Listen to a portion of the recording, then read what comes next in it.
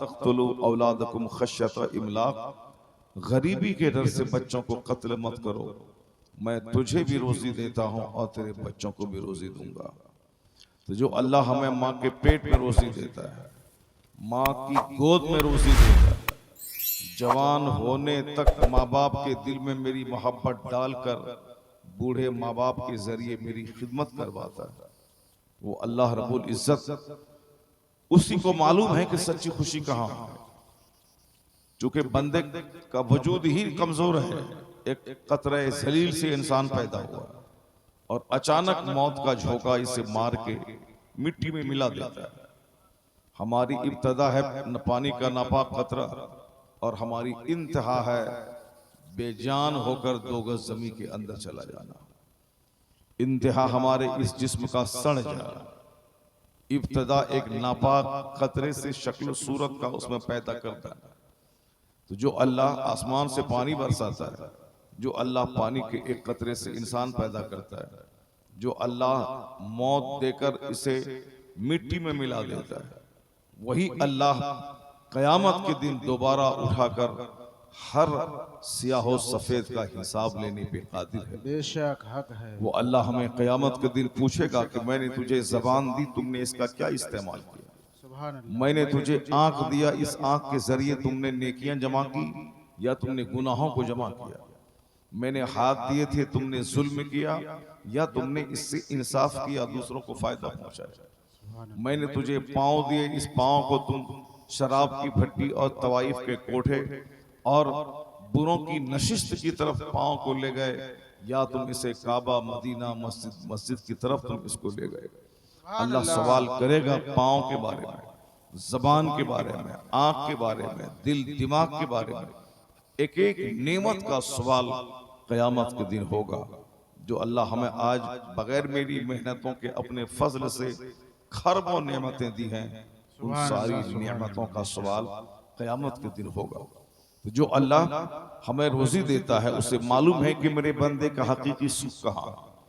जो अल्लाह हमें मारने के बाद हिसाब लेगा, उस अल्लाह को मालूम है कि मेरे बंदे की जिंदगी में चैन और सुकून कहाँ है। बेशक सुभान अल्लाह। तो अब वो अल्लाह कहता है कि सुकून मैंने न जमीन की खरीदारी में रखा है, चैन न अच्छा और उम्दा कपड़ा पहनने में रखा है, न सुकून मैंने करोड़ों अरबों के बैलेंस में रखा है, न सुकून मैंने लंबी जिंदगी में रखा है। बेशुमार 70 साल के बूढ़े हैं जो दाने दाने को तरस रहे हैं, 5-10 बेटों की मौजूदगी में वह बूढ़े ओल्ड एज होम में तन्हाई की जिंदगी बसर कर रहे हैं। जिसको मैंने औलाद नहीं दिया उसका चेहरा गुलाब की तरह खिल रहा है। जो औलाद को सहारा समझते हैं उस औलाद की मौजूदगी में वह बेसहारा हो जाता है, ताकि वह जान ले के सहारा औलाद नहीं बनती है, हकीकी सहारा तो पैदा करने वाला खुदा बनता है। सुभान अल्लाह। इसलिए अल्लाह तबारक व तआला आज दौलतें देकर सुकून छीन के बता दिया है कि तुमने दौलत और मकान को अपनी जिंदगी का मकसद बनाया, उसके पीछे तुम पढ़ के नमाज, रोज़े, हज, ज़कात सब कुछ को छोड़ा, हराम और हलाल की तमीज तुमने खो दी। तो वह चीज तुमको मिल गई, लेकिन जिसके लिए तुमने उसको तलाश किया था वह खुशी तेरी जिंदगी से रुखसत हो गई। तो कुरान कहता है जान लो कि चैन और सुकून न जमींदारी में है, न अरबों के महल में है, न कीमती घोड़े की पीठ पर है, न करोड़ों के जेवरात में है, न हजारों दोस्तों की झुरमुट में है, न बाल बच्चों के हुजूम में है। अला बिज़िक्रिल्लाहि तत्मइन्नुल कुलूब, जान लो कि जहां अल्लाह का जिक्र है वहीं अल्लाह ने सुकून रखा है। सुभान अल्लाह सुभान अल्लाह। जहां तिलावत है वहीं सुकून है, जहां जिक्र इलाही है वहीं सुकून है, जहां अल्लाह का डर है, गुनाहों से बचना है, वहीं सुकून है। किराए के घर में अगर तिलावत और नमाज का माहौल है तो अल्लाह बादशाहों के महल से ज्यादा सच्ची खुशी किराए के घर में। बेशक बेशक। क्योंकि अल्लाह ही मुसीबतें देने वाला है, अल्लाह ही जिंदगी देकर मौत देने वाला है, वही दोबारा जिंदा करके हमसे हिसाब लेने वाला है। तो जब सारा इख्तियार अल्लाह के पास में है तो बंदे का एक ही काम रह गया कि अगड़े नहीं या बिगड़े नहीं, ये खुदा के हुजूर सरेंडर कर जाए अपना सर अल्लाह के सामने झुका दे, सजदा बढ़ा दे, जिक्र बढ़ा दे और ये यकीन कर ले कि इबादत करना मेरा काम है और रोजी देना मेरे रब का काम है। रब का काम है। सुभान अल्लाह, सुभान अल्लाह। कुरान शरीफ में दर्जनों जगहों पे रिस्क के ताल्लुक से आया। अल्लाह फरमाता है सूरे वाक़िया में है कि जो तुम पानी में, जमीन में जो तुम दाना डालते हो, कौन है जो उस एक दाने में तुम्हें हजारों दाने अता करता है? बेशक सुभान अल्लाह। तुम गेहूं का एक दाना जमीन में डालते हो, अल्लाह हजारों दाना उसके बदले में तुझको देता है। तुम मकई का एक दाना जमीन में डालते हो, अल्लाह उसके बदले में 5 भुट्टे और हर भुट्टे में 1,000 दाने तुझको अता करता है। सुभान अल्लाह। हमने एक दाना जमीन में डाला, अल्लाह हमें लाखों दाने दे दिए। हमने जमीन में एक गेहूं डाला, उससे 5 बालियां, हर बालियों में 70-70 दाने। मैं एक गेहूं का दाना डाला था जमीन के अंदर, अल्लाह हमें वहां से 1,000 गेहूं के दाने देता है एक दाने के बदले में। वह कौन है कि एक दाना मैं डालूं और वह 1000 दाना मुझको अता करता है? वो अल्लाह है। अल्लाह बगैर जमीन में डाले हुए मुझको दे सकता है, लेकिन अल्लाह की हिकमत है कि मेरे बंदे, मैं तुम्हें 1000 दूंगा मगर पहले तुझको एक डालना होगा। सुभान अल्लाह। मैं तुम्हें 1,00,000 दाने दूंगा मगर एक तुमको जमीन में डालना होगा। तुझे घर से निकलना होगा, जमीन में हल चलाना होगा, जमीन में दाना डालना होगा। वो दाना सड़ जाएगा तब वहां से पौधा निकलेगा। सुभान अल्लाह। फिर हम वहां से 1,000 दाने तेरी खुराक के लिए मैं तुझको अता कर दूंगा। तुझको निकलना होगा, तुझको मेहनत करनी होगी, स्ट्रगल करना होगा, जद्दोजहद करनी होगी।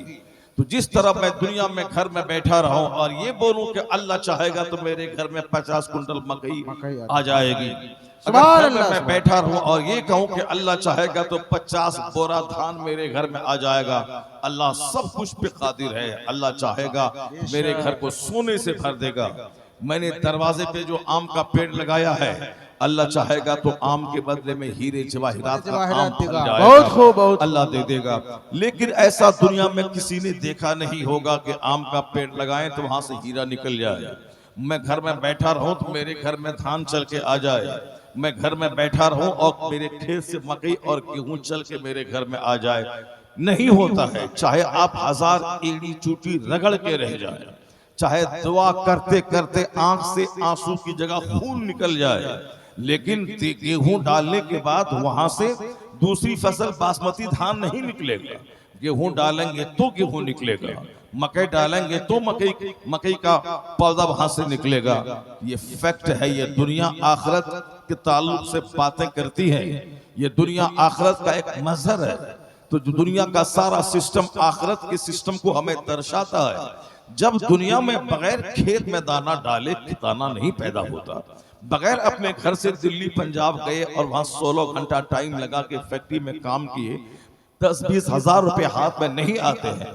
बगैर बाजार गए, बगैर सामान बेचे चंद पैसे नहीं आते हैं। बगैर मंडी गए वहां धान दिए, बगैर पैसा हाथ में नहीं आता है। पैसा दुकान से चल के मेरे पास नहीं आता है, मुझको चल के दुकान में जाना होता है, वहां बैठना होता है। तो अल्लाह यही कहता है कि तू घर से निकल, दुकान में बैठ, बाकी रोजी कितनी मिलेगी वो मैं उसका जिम्मेदार हूं, मैं तुझको दूंगा। तो हमें रोजी की तलाश में दुकान जाना होगा, खेती की तलाश में उसमें दाना डालना होगा। तो दुनिया का सारा सिस्टम ये बताता है कि दुनिया में बगैर मेहनत के दाना नहीं मिलता है। तो तुम कितनी गलती पे हो कि तुम बगैर नेकी किए हुए या समझ कैसे तुमने लिया है कि अल्लाह हमें बगैर नमाज के जन्नत दे देगा, अल्लाह हमें बगैर जिक्र अस्कार के जन्नत का ऐश हमें अल्लाह दे देगा, बगैर हज और ज़कात के हमें जन्नतुल फिरदौस दे देगा, बगैर ईमान की पुख्तगी के अल्लाह हमें मरने के बाद कब्र में आराम दे देगा। नहीं होगा। जैसे दुनिया में आम के पेड़ से आम निकलता है, दुनिया में जब तक दाना न डालो खेत से पौधा नहीं निकलता है, उसी तरह अगर दुनिया में मैंने बुराई का पौधा लगाया है, मरने के बाद वहां जन्नती फल नहीं खाने को मिलेगा। जैसा पौधा लगाया है वैसा ही फल खाने को मिलेगा। और जिस तरह यहाँ दाना डाले बगैर खेती उपज के मेरे घर में नहीं आती है, उसी तरह फैक्ट है कि बगैर इबादत के जन्नत हमारे घर में नहीं आती है। तो दुनिया में फसल के लिए एक दाना डालना होगा, मेहनत करनी होगी। उसी तरह ये भी सच है कि बगैर सजदे के, बगैर रोजे के, बगैर हज व ज़कात के, बगैर इबादत के जन्नत भी मिलने वाली नहीं है। एड़ी रगड़ के रह जाओ, खेत से गेहूं चल के घर में नहीं आएगा। खाने काबा का खिलाफ पकड़ के आंसू की जगह खून रोते रह जाओ, आम के पेड़ से सोना नहीं फलेगा, जो कि कुदरत के सिस्टम के खिलाफ नहीं होता है। तो बंदा यही समझ ले कि मुझे रोजी के लिए दुकान जाना होगा, रोजी देने वाला अल्लाह है मगर दुकान जाना होगा। रोजी के लिए मुझे खेत जाना होगा, रोजी के लिए वतन से बेवतन होना होगा, रोजी के लिए रात के सन्नाटे में उठना होगा, रोजी के लिए बारिश में भीग कर रोपा करना होगा, तब घर में दाना आएगा। तो फिर बंदा सोच ले कि जिस तरह दाना बगैर मेहनत के नहीं मिलता, उसी तरह जन्नत के लिए मुझको मस्जिद जाना होगा, जन्नत के लिए मुझको साल के 1 महीने रोजे रखना होगा, जन्नत के लिए मुझको झूठ से बचना होगा, जन्नत के लिए मुझको शराब और सूद से बचना होगा, जन्नत के लिए हमें गुनाहों से बचना होगा। जिस तरह बगैर दुकान गए रोजी नहीं मिलती, यह समझना होगा कि बगैर मस्जिद गए जन्नत नहीं मिलती। मगर बंदा अहमक और उस बेवकूफ हो जाता है आखिरत के मामले में। दुनिया के मामले में तो सोच लेता है कि हाँ, यह बात बिल्कुल फैक्ट है कि मैं खेत नहीं जाऊं तो दाना मेरे घर में नहीं आएगा। लेकिन आखिरत के बारे में ये नहीं सोच पाता है कि मैं मस्जिद नहीं जाऊं तो जन्नत मुझको नहीं मिलेगी, मैं गुनाहों से नहीं बचूं तो जन्नत मुझको नहीं मिलेगी, क्योंकि ये खेती मुझसे गैर है। यही वजह है कि कुरान शरीफ में बहुत सारी जगहों पे दुनियावी मिसाल दी गई है। दुनिया की बातें अल्लाह मुझे कहा है, जो तुम मनी का कतरा गिराते हो उसमें इंसान कौन पैदा करता है, जो तुम खेत में दाना डालते हो उस खेत में बेहतरीन फसल कौन उगाता है, आसमान में बारिश नहीं होती है तुम मायूस हो जाते हो, जमीन में पानी का लेयर नीचे चला जाता है, सारे लोग आसमान के बादल की तरफ देखते हैं कि काश बादल बरस जाए। जब तुम मायूस हो जाते हो कि बारिश नहीं हो रही है, तुम थक जाते हो, आसमान देखते देखते तुम उदास हो जाते हो, तो उस उदासी के माहौल में बारिश के कतरे कौन गिराता है, कौन झमाझम जोरदार बारिश तुझको देता है, कौन बादलों को हवा बना के उड़ाता है, फिर कौन उस बादल से पानी गिराता है। वो बादल का पानी समंदर का नमकीन पानी है। वह कौन है जो समंदर का सॉल्ट वाटर नमकीन पानी आसमान पे ले जाता है और फिर वहां से उसको मीठा बना के गिराता है। वो पानी नदी नाले तालाब की सूरत में रहते हैं, उसको तू पीता है। समंदर का पानी पियो तो जबान कट के बाहर आ जाए। बेशुमार लोग समंदर के किनारे मर जाते हैं मगर वो पानी नहीं, प्यास नहीं बुझा सकते, क्योंकि समंदर का खारा पानी प्यास नहीं बुझाता है, जबान कट के बाहर आ जाएगी। तो समंदर का वो खारा पानी ही है जो हमारे चापाकल में है, जो हमारे कुएं में है, लेकिन पानी इसका मीठा निकलता है। मैं ठंडा ठंडा पानी उस पीता हूं। कौन है जो समंदर के नमकीन पानी को आसमान पे ले जाके फिर वहां से मीठा बना के गिराता है? अल्लाह कहता है मैं ही इस समंदर के पानी को आसमान पे ले जाके और वहां से मीठा बना के गिराता हूं ताकि तुम पियो। मैं ही दाने को सड़ा के वहां से पौधा निकालता हूं ताकि 1000 बाली निकले और उसको तुम खाओ। तो इसलिए ना खाओ कि दुनिया में फित्ना फसाद फैलाओ, माँ बाप की पिटाई करो, समाज को ज़िना से भर दो, समाज को सूद से भर दो, समाज को शराब से भर दो। पानी कम पियो, शराब ज्यादा पियो, अपनी बीवी से मोहब्बत कम करो, दूसरों की बहू बेटी पे बुरी निगाह ज्यादा डालो। अपने घर की रोजी अच्छी नहीं लगे, दूसरों के घर में भीख मांगने में अच्छा लगे। इसलिए नहीं कि एक बालिश जमीन की खातिर 50 आदमी का कत्ल कर दो, एक उंगली जमीन की खातिर अपने भाई से जिंदगी भर बात करना बंद कर दो, दुनिया को जमीन को पाप से भर दो। नहीं, रोजी का जिम्मा मैंने लिया है, रोजी मैं दूंगा, जन्नत मैं दूंगा, जिंदगी मैं देता हूं, मौत मैं दूंगा। जब तू मेरा बंदा है, जब तू मजबूर है, जब मैं मुख्तार हूं, मैं ही सब कुछ करने वाला हूं। मैंने इतनी सारी नेमतें इसलिए नहीं दी हैं कि जमीन को तू पाप से भर दे। मैंने इतनी नेमतें इसलिए दी हैं ताकि खूब रोटी खा, खूब चावल खा और रात में 8 घंटे की गहरी नींद ले। अगर रात नहीं होती तो बंदे का जीना मुश्किल हो जाता। सूरज की गर्मी में जब बंदा दिन में पक जाता है तो रात का अंधेरा उस तपिश को दूर करके हमें मीठी नींद सुला देता है। कौन है जो दिन में धूप देकर उजाले में काम करने का मौका देता है, रात को अंधेरा बनाकर हमें 8 घंटे सोने का शानदार मौका देता है। ये सारी नेमतें अल्लाह ने दी हैं, इसलिए नहीं कि रात रात भर सिनेमा देखते रहो, इसलिए नहीं कि रात रात भर बैठ के मोबाइल में गंदी तस्वीरें देखते रहो। अल्लाह तबारक व तआला ये सारी नेमतें इसलिए दिया है कि इस जमीन को नेकी का मुजस्समा बना दे। दाना मेरा खा, जमीन को सजदे से भर दे। नींद मेरी नेमत, तू इस नेमत से तू फायदा उठा और जमीन को सजदों से भर दे। बाल बच्चों को देखकर कलेजे को ठंडक तू पहुंचा और जमीन को नेकियों से भर दे। आसमान के पानी को मीठा बना के मैं गिराता हूं ताकि पानी पी के तू जिंदा रह, और अल्लाह की जमीन को नेकियों से भर दे, लोगों को फायदा पहुंचाने से भर दे, शराब मिटाने से भर दे, समाज में अत्याचार मिटाने से भर दे। तू इबादत करता रहा, मैं नेमत को घटाऊंगा नहीं, नेमतों को बढ़ाता चला जाऊंगा। वाला इन शकरतुम लअज़ीदन्नकुम, अल्लाह कहता है कि तुम ने अगर शुक्रिया अदा किया तो मैं नेमतों को बढ़ाता जाऊंगा। ए भाई साहब, भाई साहब, ए भाई साहब, कहां जा रहे हैं? बस अल्लाह तबारक व तआला हम सबों को सेहत और तंदुरुस्ती अता फरमाए। 5-5 घंटे जिस तरह हम लोग खेत में हल चलाते हैं, क्योंकि वहां फिक्र है कि अगर नहीं चलाएं तो बाल बच्चा भूखा मर जाएगा। यही वजह है कि क़यामत की निशानी है कि आखिर ज़माने में ज़मीन से यकीन को उठा लिया जाएगा। जो ईमान की दौलत है यकीन, जिस यकीन के बारे में हुजूर ने फरमाया है लौ ततवक्कलून अलल्लाहि हक़्क़ तवक्कुली, मुस्तफ़ा कहते हैं जिस तरह अल्लाह पे भरोसा करने का हक है, अगर तुमने वैसा भरोसा अल्लाह पे किया, ऐसा नहीं कि अल्लाह रुज़्क़ देने वाला है मगर झूठ नहीं बोलेंगे तो कैसे मिलेगा, साहब हम गुनाह नहीं करेंगे तो कहां से मिलेगा, ये मिलेगा कि नहीं मिलेगा, ये सब जो बेयकीनी वाली बात है वो नहीं। ब्लाइंडली अल्लाह पर मजबूत यकीन बंदा करता है कि मेरा पैदा करने वाला वो है, रोजी देने वाला वो है।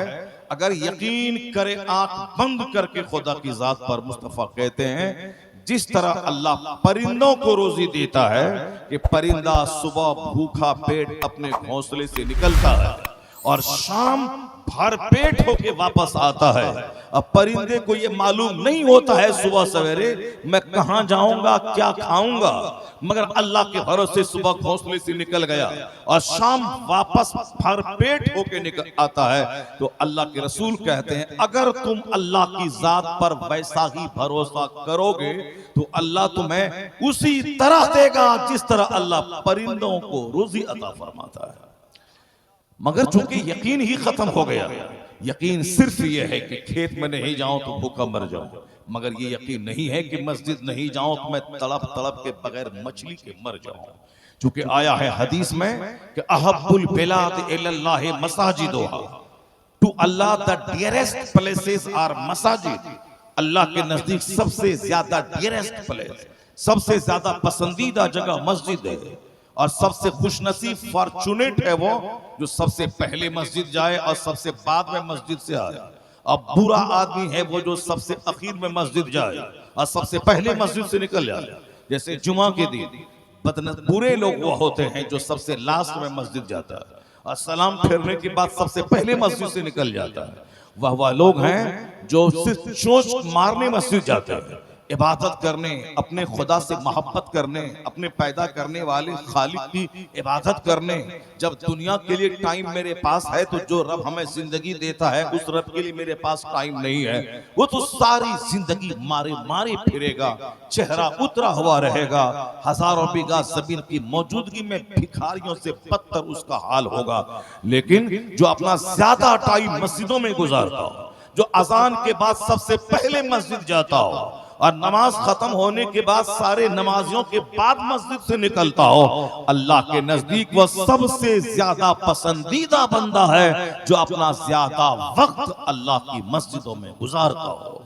अहब्बुल बिलाद इलल्लाहि मसाजिदुहा, सबसे ज्यादा अच्छी जगह इस जमीन पे अल्लाह की मस्जिद है।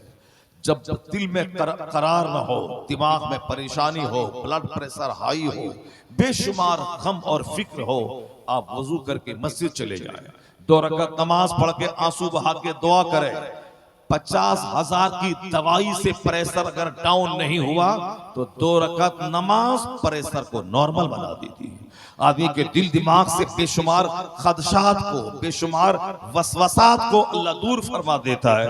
कोई मस्जिद जाके तो देखे, जो सुकून 50 खरब के बंगले में अल्लाह ने नहीं रखा है, वो मिट्टी की दीवार वाली मस्जिद में अल्लाह ने वो सुकून रखा है। दुनिया के सबसे बड़े महान पैगंबर मस्जिद नबवी में जिसकी दीवार कच्ची ईंट की थी, जिसकी छत खजूर के तने की थी, बारिश होती थी तो मस्जिद की जमीन भीग जाती थी। हुजूर यानी कायनात के सबसे बड़े रहनुमा, महबूब परवरदिगार, इमामुल अंबिया वल मुरसलीन, बासे तख्लीक कायनात, जिसकी वजह से कायनात वजूद में आई, अल्लाह का महबूब, वो उसी कीचड़ में सजदा करता था। आपकी नाक और आपकी पेशानी में मिट्टी रहती थी, जो कि जमीन मिट्टी की थी, और बारिश होती थी तो खजूर के तने से पानी टपकता था और मस्जिद की जमीन भीग जाती थी। मगर उसी मिट्टी वाली मस्जिद में नमाजी इतने स्ट्रॉन्ग होते थे, सिद्दीक जैसा नमाजी, फारूक जैसा नमाजी, उस्मान और अली जैसे नमाजी, हजरत अब्दुल रहमान इब्ने औफ जैसे नमाजी, जनाब अबू हुरैरा जैसे नमाजी, अब्दुल्ला इब्ने मसूद जैसे नमाजी, हजरत उमर और अब्दुल्ला इब्ने उमर जैसे नमाजी वो थे। उस मिट्टी की मस्जिद में नमाजी इतना स्ट्रॉन्ग था कि जब ईरान की तरफ नमाजी बढ़ा तो सारा ईरान अल्लाह मुसलमानों के कब्जे में अता कर दिया। वही नमाजी जब रूम की तरफ बढ़ा तो दुनिया की महाशक्ति रूम को अल्लाह उसी नमाजियों के हवाले कर दिया।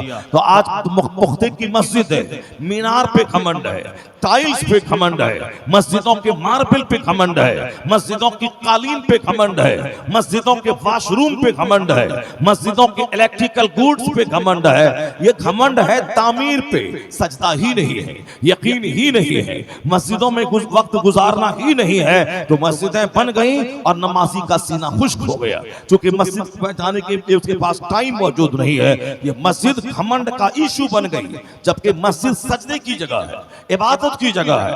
वो रहे मिट्टी की दीवार मगर वह संगे मरमर से बेहतर है अगर वो मस्जिद नमाजियों से भरी है। आखिर जमाने में गंदे लोगों ने मस्जिद को घमंड का इशू बना लिया है। मेरे गांव की मस्जिद में एसी लगी है, मेरे गांव की मस्जिद में 150 फीट की मीनार है, मेरे गांव की मस्जिद में कीमती कालीन बंबई से मंगाए गए हैं, मेरे गांव की मस्जिद में 100 नल लगे हुए हैं, मेरे गांव की मस्जिद में साहब झूमर लगे हुए हैं। ये वो बदनसीब बोलता है कि मस्जिद में सजदा करना चाहिए, न कि सिर्फ झूमर लगा के छोड़ देना चाहिए। मस्जिद सजदा करने की जगह है, न कि 150 फीट मीनार बना के घमंड की जगह है। मस्जिद में सजदा करके घमंड को मिटाने की जगह है मस्जिद, न कि वहां घमंड पालने की जगह है। खुशनसीब मस्जिद में सजदा करता है, बदनसीब मस्जिद को घमंड का इशू बनाता है। ये मस्जिदें क़यामत के दिन गवाही देंगे। जो मुखलिस होगा, जो ज्यादा टाइम मस्जिद में गुजारता होगा, वह जगह जहां सजदा हुआ वह जगह गवाही देगी, इलाही इसे तू माफ कर दे, इसने मेरी पीठ पर तुझको याद किया था, सजदा किया था। और वो जगह जहां बैठकर ताश खेला गया, जहां बैठकर शराब पिया गया, जहां बैठकर दूसरों के बारे में ग़ीबत की गई, जहां बैठकर दूसरों के खिलाफ प्लान बनाया गया, जहां बैठकर दूसरों की बेटी का रिश्ता तोड़वाने का प्लान बनाया गया, और जहां बैठकर दारोगा की दलाली करते हुए झूठे मुकदमे में अपने भाई को फंसाया गया, जहां बैठकर दूसरे ग्राहक को रोका गया। यह जमीन क़यामत के दिन गवाही देगी कि इसने मेरी पीठ पर बैठकर पाप किया है, जुल्म किया है, अहंकार किया है, घमंड किया है, गुरूर किया है। जमीन उसकी मुखालिफत में गवाही देगी और इस जमीन की सिफारिश कबूल करके उसको जहन्नम की आग में डाल दिया जाएगा।